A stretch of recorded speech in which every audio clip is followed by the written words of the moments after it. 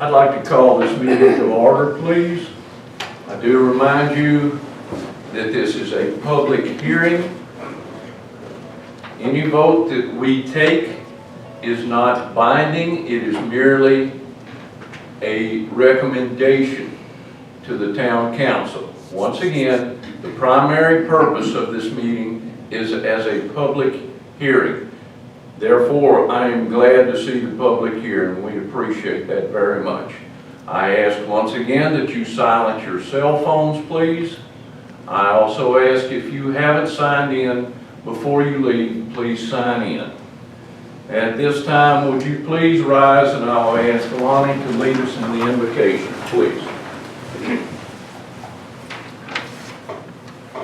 Lord, as we bow here tonight, Lord, we thank you for the public being here, expressing how they feel. And Lord, we just ask you to let everyone conduct themselves and let the board follow what has been requested and bring forth and recommend to council as they see fit. Lord, we have a city employee who suddenly lost his mother. We have another employee that has a sick mother and a sick daughter. And Lord, we ask you to be with them, their families, and give them health and strength as they move forward this week. Lord, we ask you for these favors and blessings. Amen. Amen. Amen. Thank you, Lonnie. Would you please remain standing? Cassie, would you lead us in the pledge? I pledge allegiance to the flag of the United States of America and to the republic for which it stands, one nation, under God, indivisible, with liberty and justice for all. Thank you, and please be seated. At this time, I'd like to entertain a motion that we adopt the agenda for this meeting. Do I hear said motion? I'll second. Motion and second. Those in favor signify by saying aye. Aye. Opposed, like sign. Carried. Thank you. At this time, I would like to entertain a motion to approve the minutes from the September 28th, 2021 meeting. Do I hear such a motion? I'll make a motion. Motion. I second. Second. Those in favor signify by saying aye. Aye. Aye. Opposed, like sign. Carried. Thank you. At this time, we will go to item 6, new business. Public hearing. Request to rezone parcel 030C001 and 030B061.001, consisting of 50.33 acres from RA and R1 to a planned unit development. This property is located at the intersection of Highway 515 and Philadelphia Road. At this time, I'd like to call on Development Manager Lonnie Waters. Thank you, sir. Just a short, brief statement before we read our recommendation. There's been a couple of questions about how this development came back up in just a month. Well, it was tabled because the developer and the landowners heard what the community said. They saw that they did not like the apartments. So the developer, they tabled it, and it did not ever go before council. And they went back and they drawn up a whole new plan of single-family homes and a few townhomes and some commercial business. And the density is going to be quite a bit less. I won't get into all that. Jerry's going to make a presentation here in just a minute. So that's why it came back up. This is a completely different plan than what they had before. So they don't create as many homes, they don't create as much traffic, and so on. So as far as staff recommendation, the developer and the landowners have completed all their paperwork. And based on the analysis of this application using the standards and criteria found in section 94-246 of the zoning ordinance, staff recommends approval with conditions of the request to rezone the property from RA and R1 to a planned unit development per the site plan. It is expected that the applicant will comply with the following conditions. Should mayor and council approve the rezoning request, it is expected that the following minimum standards are demonstrated and met as requested by staff during the appropriate approval process. If the current proposal does not meet the minimum standards, it is also understood that the development plans will be altered to come into compliance. Thank you, Lonnie. Appreciate your work. At this time, we will open the floor to the developer, the group that is developing. Let them speak. I do ask you to introduce yourself. I ask you to stay on point. I ask you to be concise, and I ask you to speak to the commission, please. Thank you. Turn this around. This is the site plan. They're all the same. These are just different views of the site plan. So my name is Jerry Phillips. I am an architect. I'm also a partner in this deal. So to Lonnie's point, yes, we heard what the community said. I mean, we started this process like January or February. We've spent a lot of time working with the city, with the community, and doing our homework, and we've gone through a lot of different variations.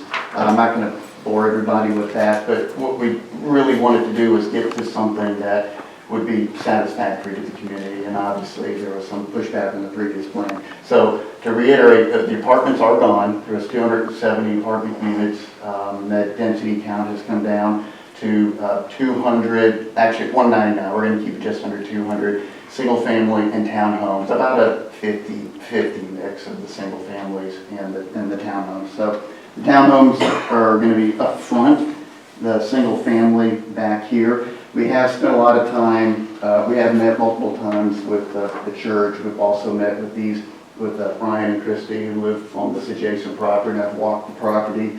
So heard their concerns about the stream and just the access and their concerns. So I'll get into that in a second. But essentially what we're doing is just taking the density just a lot further down.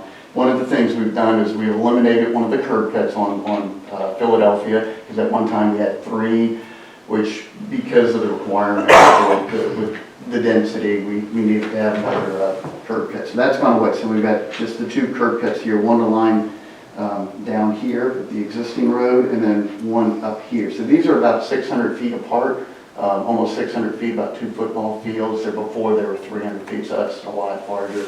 And one other thing we did was there was concern because of the pasture with the horses. We had the road like right up against the fence line, so we have pulled that down to get some separation in that area there. So this because of the lower density on the single family as opposed to apartments, it has a lot. The density with regards, or the acreage with regards to the commercial has gone down. On the previous plan, it was about 27 acres for commercial, which obviously generates a lot more trips and traffic. So that's gone down to about 12, like 13, 11. It depends on how the final engineering works out. So, the acreage on the commercial has gone down rather significantly, more than half. And I mean that's basically it. I mean, we've got a lot of streams and stream buffers that we're going to be working with.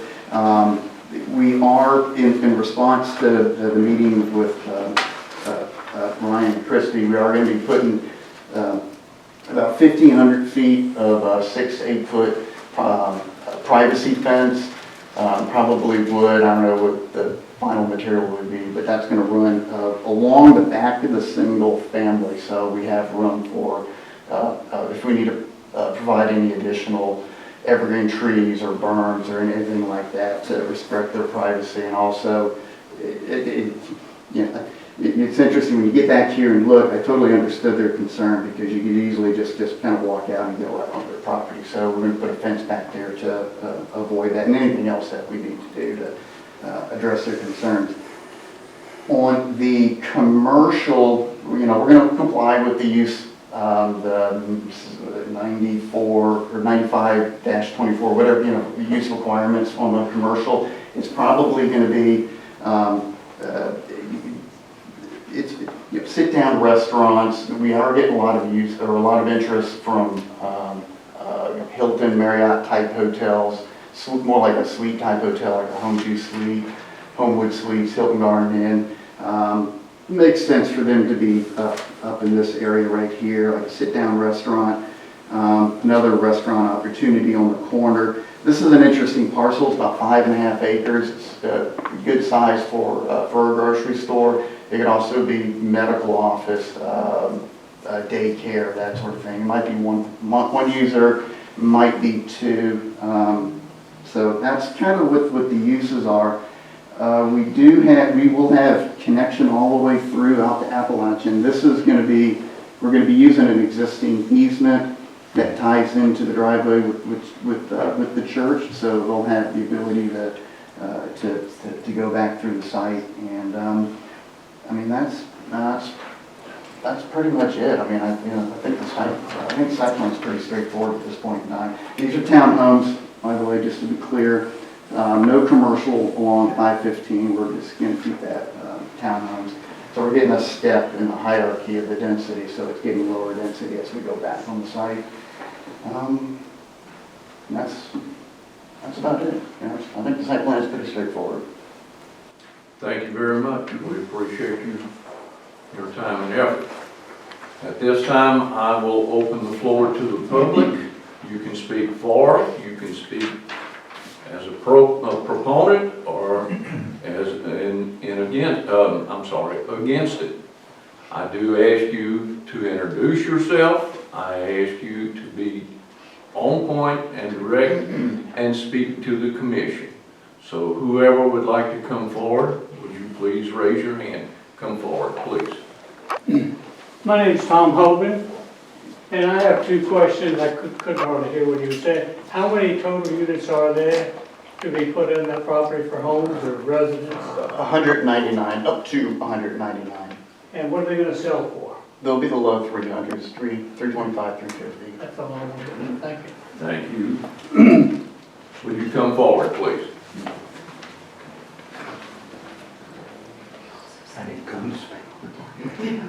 My name is Stephen Daniel. I moved here about 22 years ago. And what I wanted to just say is right here is our church.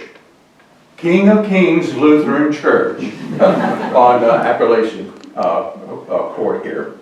And like the gentleman was saying, they'll be tying in to our entranceway. But we own this property right in here, and we do have plans for development, for outdoor amphitheater with a cross and things like that for special services. But the building sits right about here.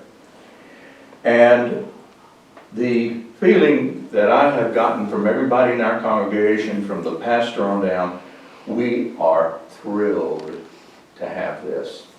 We are looking forward to something going in here of this caliber and this quality.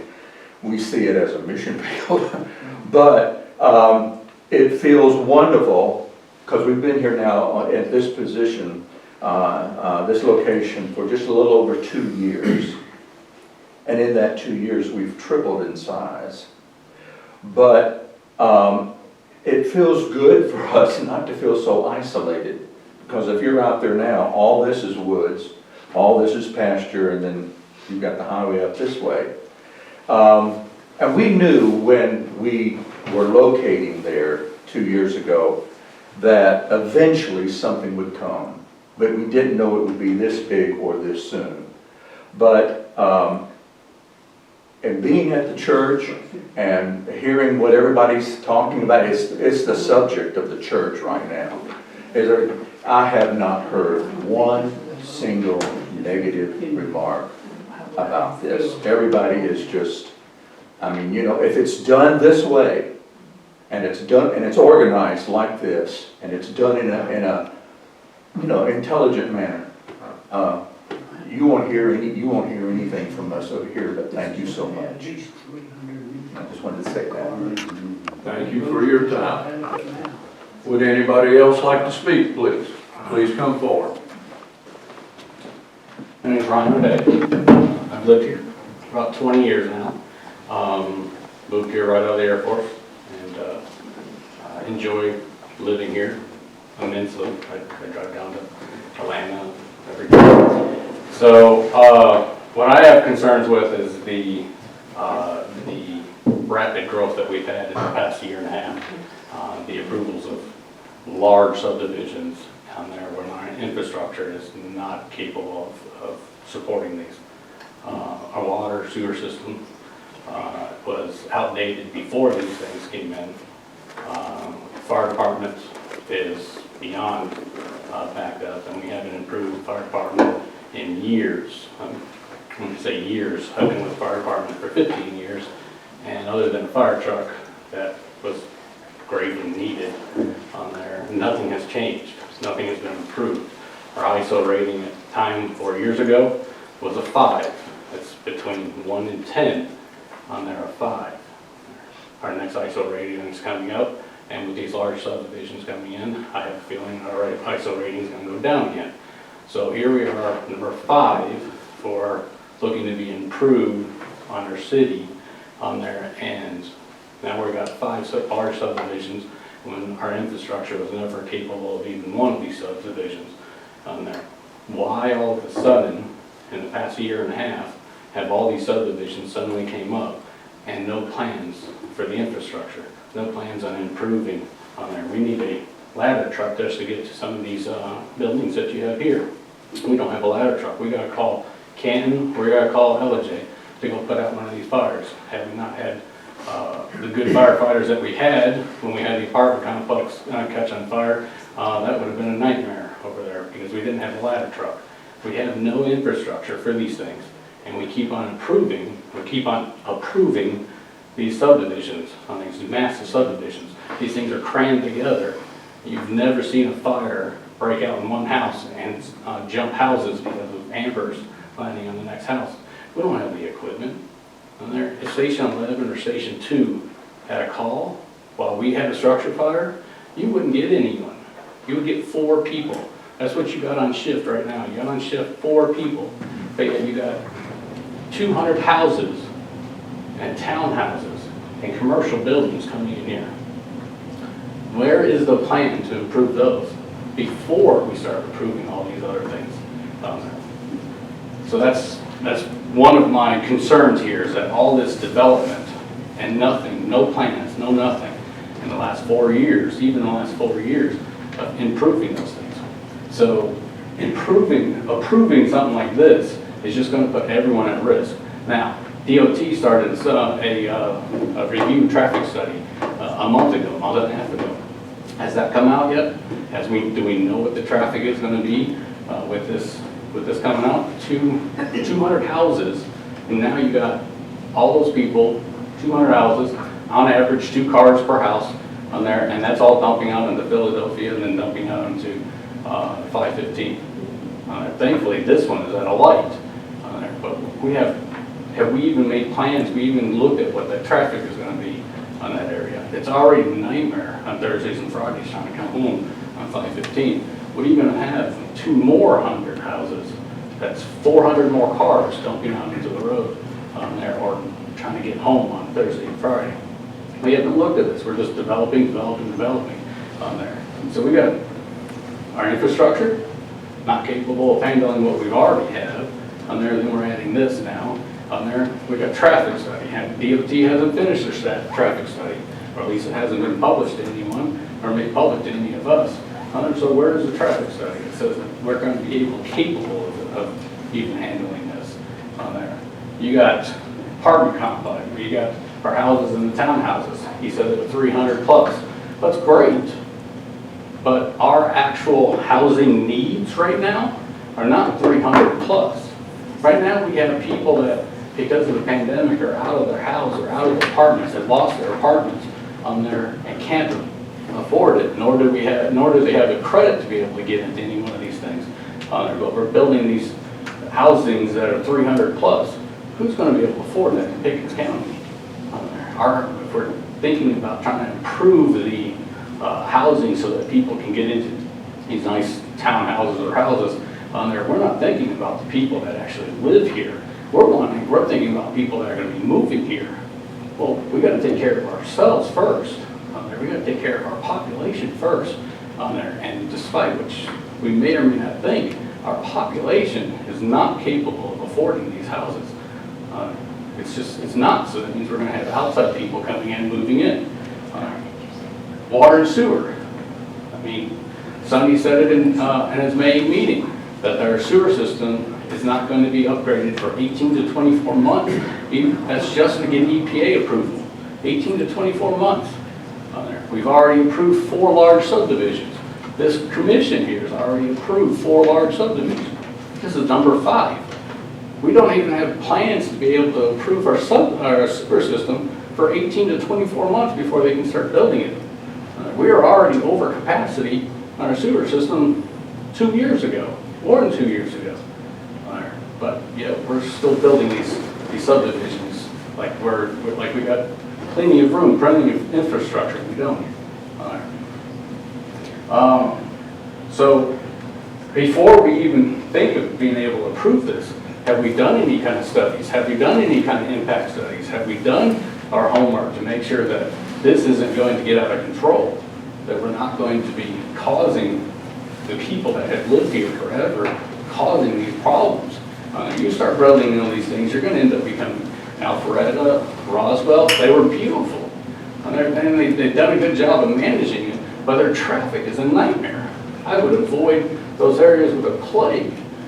But we're going too fast, and we're not looking at the impacts of what we're doing. We're just approving, and not looking at the impacts. So that's all I have to say. All right, thank you for your time.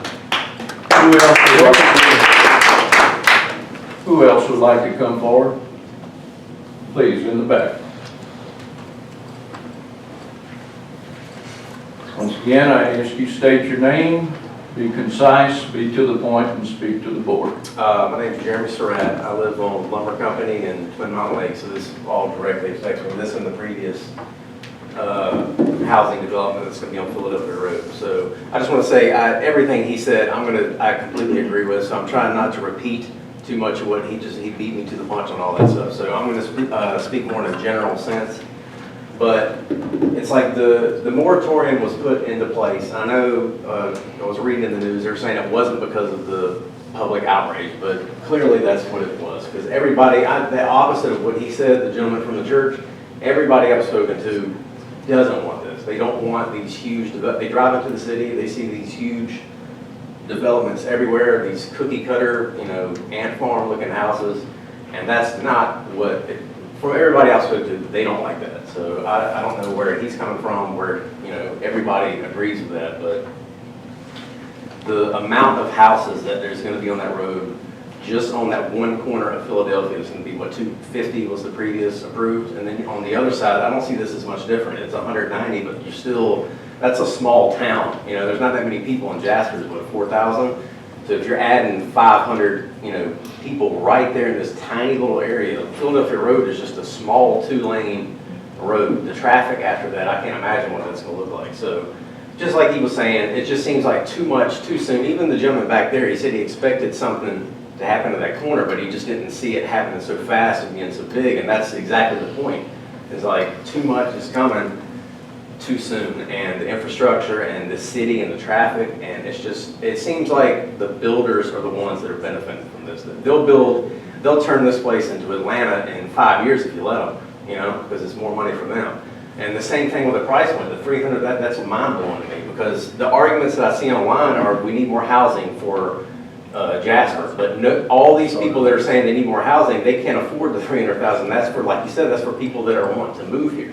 So you're just adding more and more people, and the argument is they're gonna bring more tax revenue, but if they can't fix the problems that we currently have with our infrastructure, you've had a bridge out for a year now, they've got water pressure problems. If you can't fix that stuff with our current, you're just gonna add more on top of that, it's gonna be more of the same. So that's not the solution, it's just to bring people in for more tax money. You gotta address the problems that currently exist. So it's just a general sense, there's a moratorium in place for a reason, because people are concerned, they're seeing all this stuff, they're like, how many of these developments are gonna come up? What happened to, building regular houses? Why does it all have to be these suburban communities? The houses are 2 inches away from each other. Like most people who moved out here, myself included, wanted to get away from it. We didn't want to move into Canton where there's a million houses stacked on top of each other. So it just seems like it's for money, it's for greed, and the fact that they're trying to slip this in like under the moratorium, because I know it was before it was put in place, but they're just trying to get whatever they can before that moratorium is there. And it's just kind of, it's obvious to most people who are just vaguely paying attention. So to most people in the county that I've spoke to, they see the direction that it's going, the speed at which it's going, and it's concerning. So where is it going to end? And if it keeps going like this, it's going to end up like we're going to be Canton. Like you said, the traffic's going to be insane, which is already starting to be concerning. And there's no plans. We're not seeing anything. Like what's changed from this meeting from the last as far as infrastructure demands and stuff? It's nothing. It's the same situation. We're just here with another set of plans with 50 less houses. So I just feel like the people that control, the council that controls what's going to happen in the city, they're ultimately responsible for the direction it takes. And the people of the city don't want a million of these going everywhere. The builders do. And the people selling the properties, I'm sure they do, because they're going to make a big buck. But the people in the city don't want this, especially at the rate that it's happening. So that's basically my point. So Thank you for your time. I'm sorry.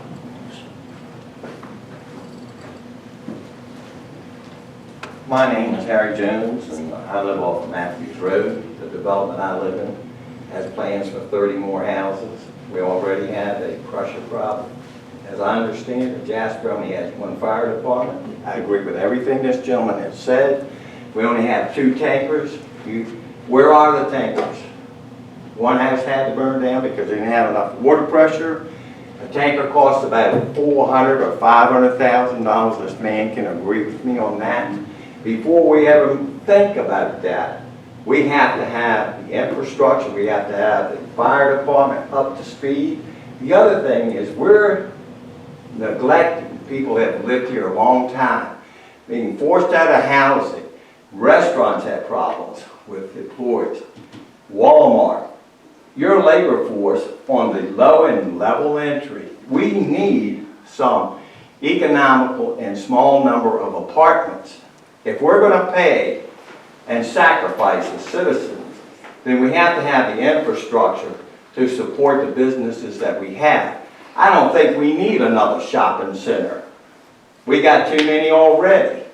We do need a hotel, because now you have to go to LJ a lot of time for space. So I'm totally against this. I think it's unplanned. I don't see any advantage.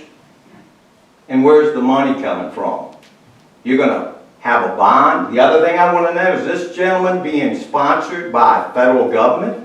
And if he is, then he can tell us who can come into our neighborhoods. And that's a new factor that you've got to think about. Thank you very much for your time. Thank you for your time. Young lady?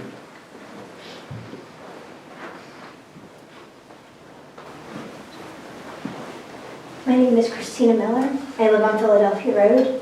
I'm against this development. On behalf of my husband and myself, actually. We moved to Jasper 2 years ago to get out of Cherokee County. We wanted the quiet and the peace of the country. And it seems like it's following us here. I live on a horse farm. I breed horses. And 20 years ago, Woodstock had horse farms. They're gone. we didn't want that here. We wanted the small town. That's why we bought here. And you know, it's really sad. We can't, if we wanted to buy our home today, we can't even afford our home today. It's appreciated that much in 2 years. But what I want to piggyback on what that gentleman said right there, my husband is a police officer in Woodstock. Can the police department in Jasper support all of this growth? Because I don't think it can. And I know the police department in Jasper is grossly underpaid, and you don't have enough officers to support the growth. So I personally would like to see the infrastructure beefed up before we grow anymore. And I don't think that anybody here wants this beautiful small town to become Woodstock or to become Cherokee County, and that's all I have to say. Thank you very much. Yes, sir.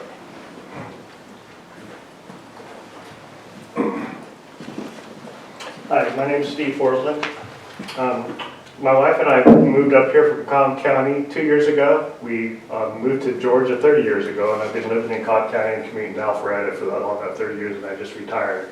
And we bought 3 acres of land on Wardy Crossroads 2.5, 3 years ago. Just built a beautiful house there, a nice piece of property, and we've been extremely concerned with the explosive growth that we've had in the last 2 years or so. All the subdivisions going, Wardy Preserves being built right next to us, huge subdivision. And we've already noticed a massive increase in traffic in just the 2 years that we've been here. And we're really concerned about it, and the subdivisions aren't even done yet. So we're already feeling like we didn't move far enough out. We moved out here to get away from Cobb County, to get away from just like the others said.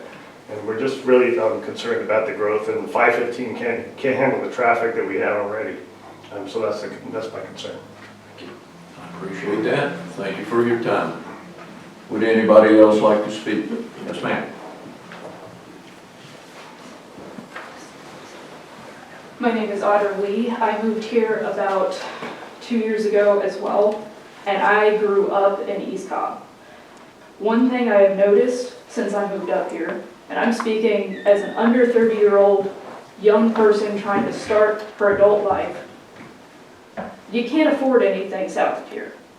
You can't afford anything here anymore. The fact that my husband and I found a small 3-bed, 2-bath house for just over $100,000 was a miracle. And I thought all of our problems were going to be solved by being able to find a house that we would be able to afford if one of us lost their job. I've been out of work since August because of a shoulder injury. I am recovering from shoulder surgery.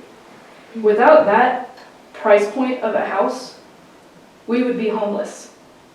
Now I know the COVID moratorium and everything is all well and good, and it blocks people from losing their houses and whatnot. It doesn't. People are still being kicked out of their homes. People are still getting their homes foreclosed on. This price point is not acceptable for the people who live here. Now, I've seen the massive growth of every county that I have lived in. I lived in Cobb County, and I lived in Cherokee County. And as I grew up in Cobb County, horse farms that were next to me, gone, before I even left elementary school. Woodstock, the horse farm I lived on, it's about to be gone. And the only reason they were able to hold on to it was because they were in the medical field, and they were able to turn away everybody wanting to develop. But their little road, Old Boring Lane was the name of the road, and it's a real road, is no longer going to be old and boring, which is why I moved up here. It was peaceful, it was quiet. Used to be, as I left Marietta, because I worked in Marietta for years, 8.5 years, you could zoom up 575, as soon as you hit Canton, you could breathe. The traffic was gone. Now as you're headed home, as soon as you hit Canton, the traffic starts backing up. The growth in this county, while it is good in some places, it's not good for this reason. You need other things bringing people here, aside from expensive homes, or else we're just going to turn into another Cobb County or another Cherokee County. Thank you. Thank you for your time. Ready? Yes, sir. Yes, my name is Stephen Barrett, and I probably lived here the least of anyone. We moved here in May, and we actually love Pickens County and are quite happy to be here. But we left East Cobb as well for the very same reason that has been spoken about here.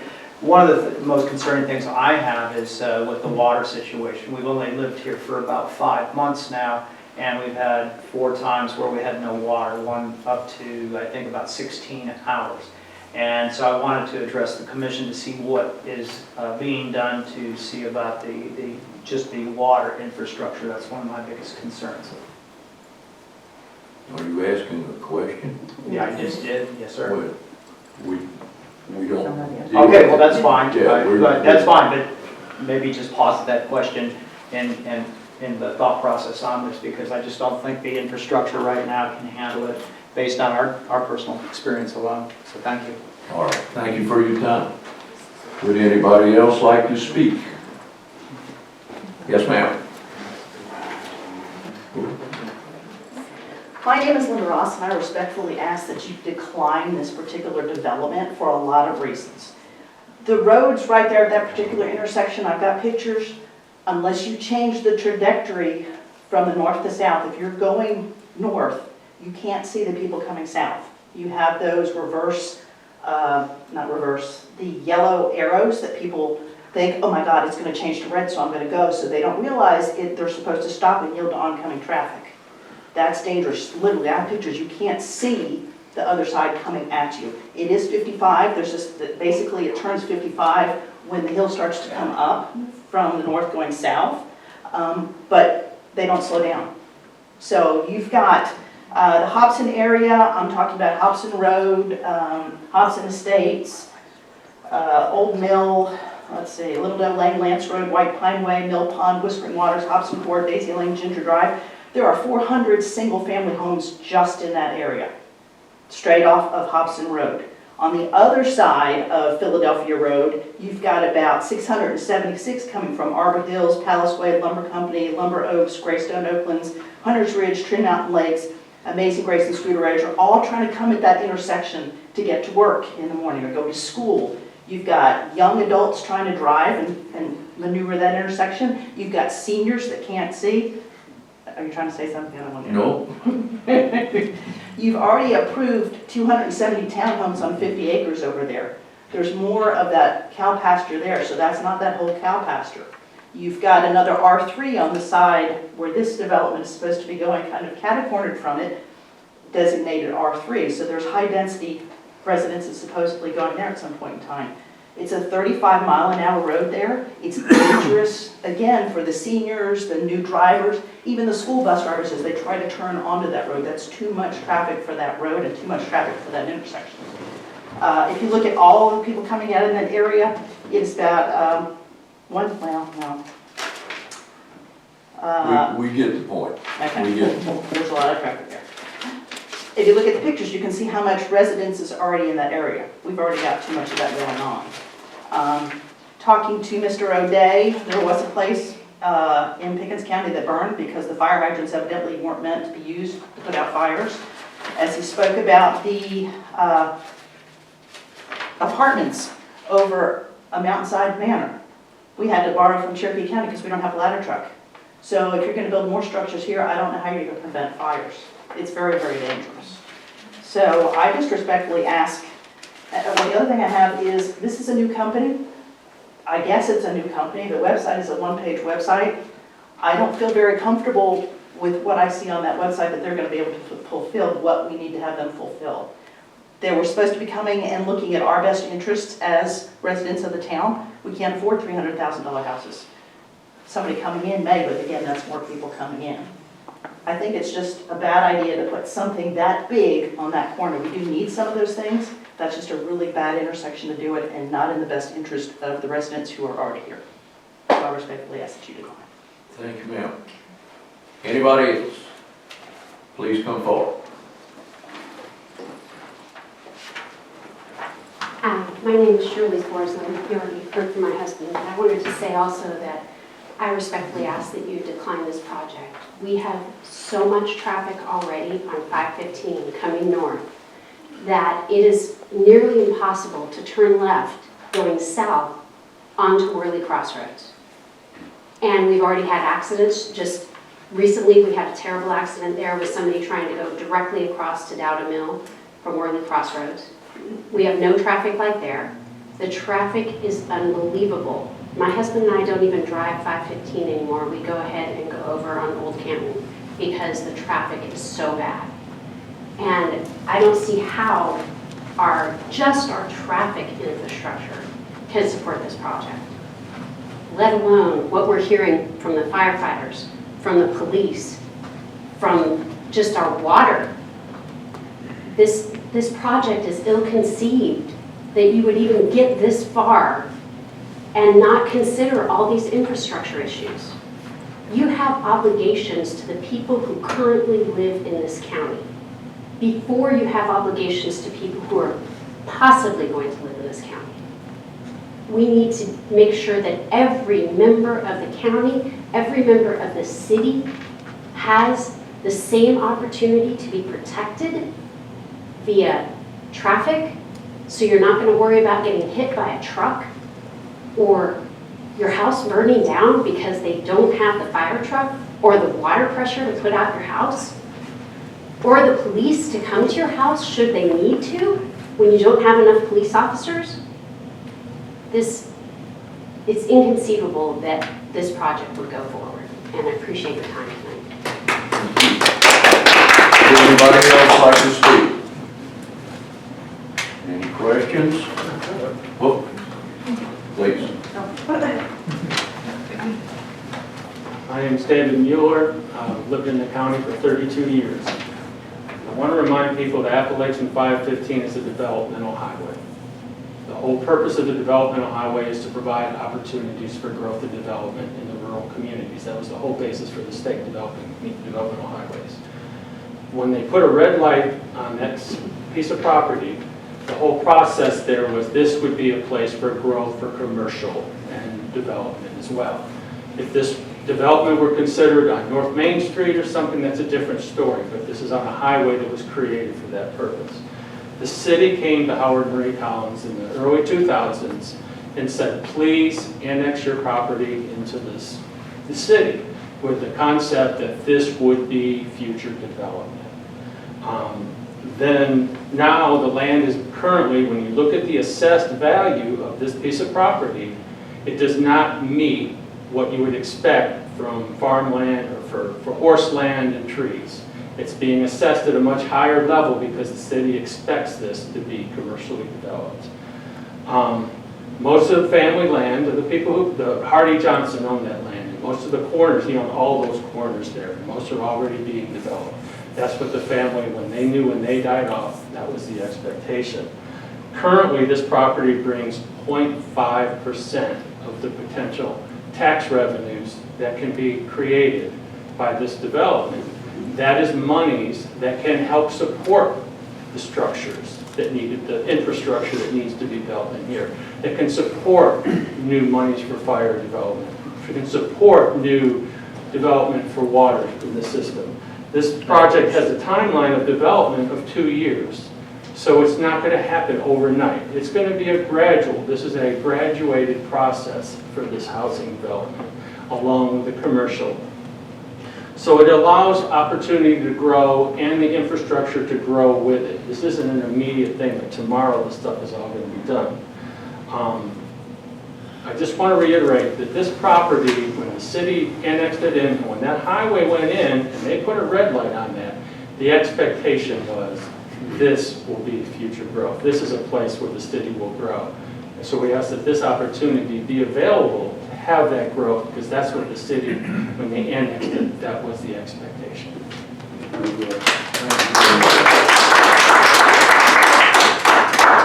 Would anybody else like to speak?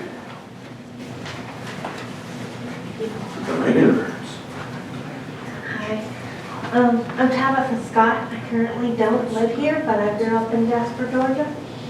And since I've been a kid, there has not been very much change in Jasper.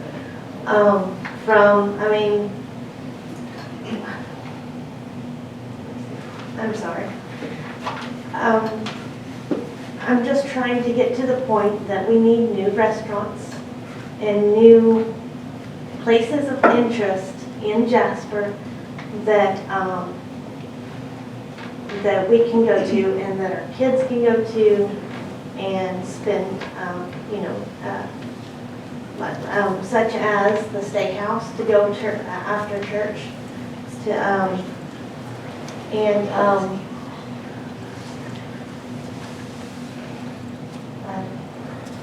we grew up, my best friend lived in LJ, and we grew up always comparing LJ to Jasper. It's like, which one's better, which one's better?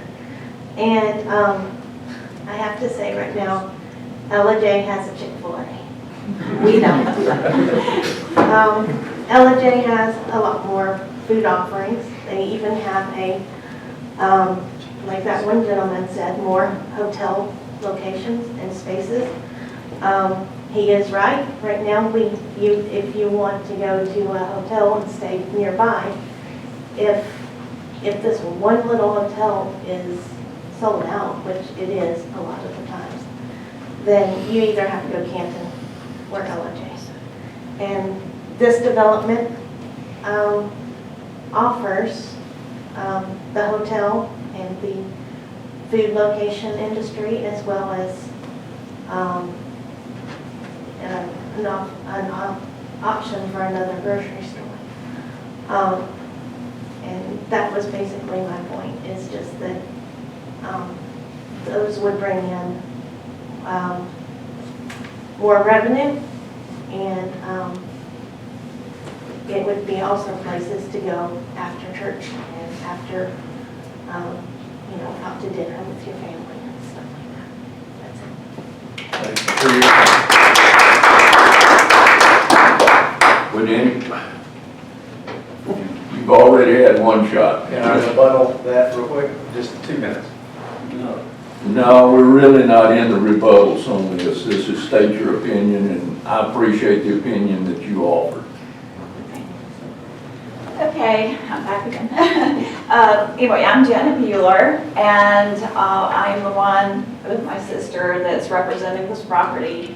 And just something that really comes to my heart about it, because I spoke at the last meeting, but one thing about it is that it is a progressive growth. And I know for a fact, based on talking to people like Lonnie and people in the community and all, that some of the infrastructure issues are being addressed. It's not like everybody's sitting on the back burner not looking at the fact we need water, we need more sewage, we need all these things. And so there's projects being worked on that in 2 years, when we get ready to go active with septic and our sewage on this, that those things will be kind of worked out by then, and we can do that. And then once we start developing those land, that money will come in for revenue for future growth, and as well, you know, infrastructure and other things. And it's going to bring a much bigger tax basis, because right now there's 3 horses on pasture land, and we'd love to keep it looking that way forever, but it is at a corner with a red light, and you know, it's designed for growth. And everybody sounds like, it makes it sound like LJ and Canton is horrible, and no one would want this place to ever be like LJ or Canton. I personally like those communities, and we go to there to go to the Longhorn, or we go there to go to Applebee's or whatever, because we don't have them in our own town.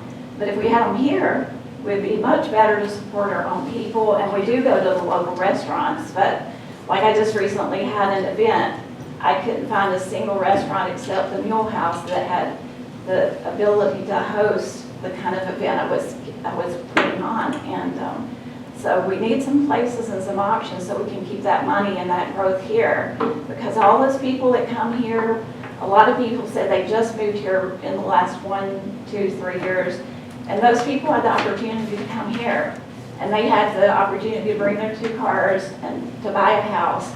And we need to give that to other people. And it's not always people outside of our community. Sometimes it's the people here in our community that are stuck without places to go. And I know a lot of people who live up on the mountain, and they're getting older and they'd like to be in the city. And there's no place for them to go that's a nice place that's not supported by you know, like the government kind of HUD housing or whatever. So anyway, I'd just like to put that out on the table and just kind of lay down in my heart. So thank you very much. Thank you, Katie. Are we allowed to ask questions? What's that?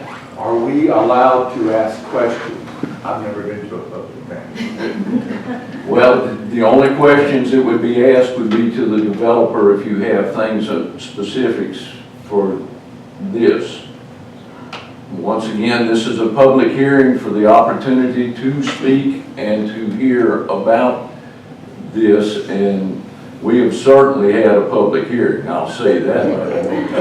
Yes, ma'am. Can we ask the developer how many access points there will be to this from 515? Will all the access be off of Philadelphia Road, or will there be several access points off of?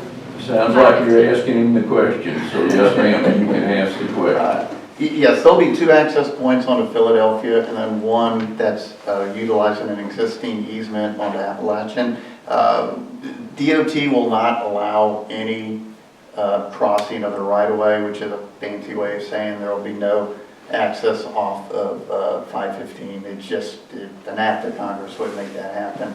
So it's just the 2 points on Philadelphia and then one on Appalachian. Any other questions? Any other statements to be made, I should say?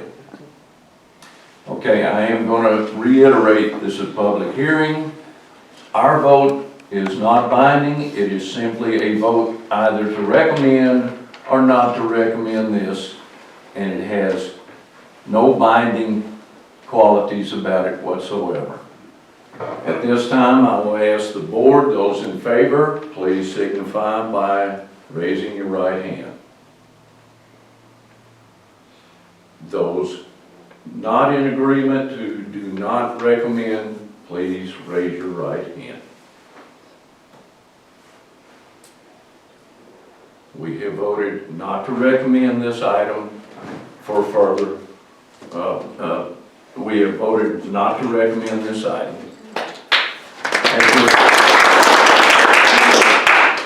At this time, I do call for a motion to adjourn. Do I hear said motion?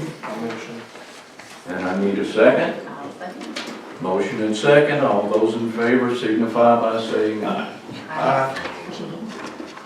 Thank you for your time.